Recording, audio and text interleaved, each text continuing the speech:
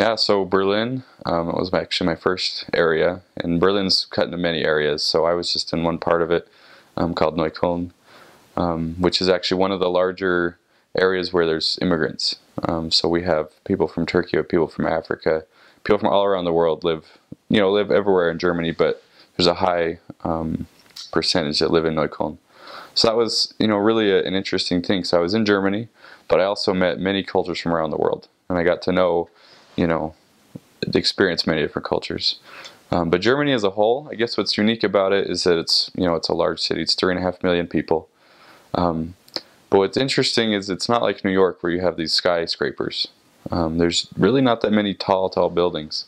It's very spread out. It's a large area.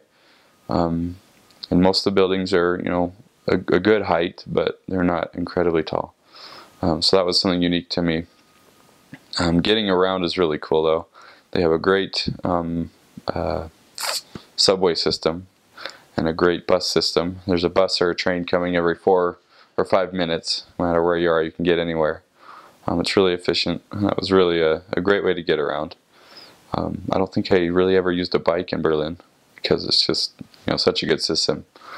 So that was, it's really a cool city. And what's also cool about Berlin is the history. I think Germany as a whole is one of the countries that's been involved in most of the world history. And Berlin is, one of those cities that you see in history textbooks. You see pictures of the Brandenburger Tor, which is the four-pillared, sort of gate-looking thing with the horses on top. The Berliner Dome is one of the oldest, cathedrals that there is. There's just really these things you see in books. And when you're in Berlin for a while, it's, certain areas you'll see them every day. You walk past these, incredibly influential or these important pieces of history. There's all sorts of museums, all sorts of artifacts from the world wars. Really cool, interesting things. One of the most interesting to me was the Berlin Wall. There's still pieces of it that are up, and you can actually, where it's not up, you can actually see a pretty good, I wouldn't say a line, it's not really a line anymore, but it transitions pretty quickly when you cross where the wall was. Just very different building styles, yeah,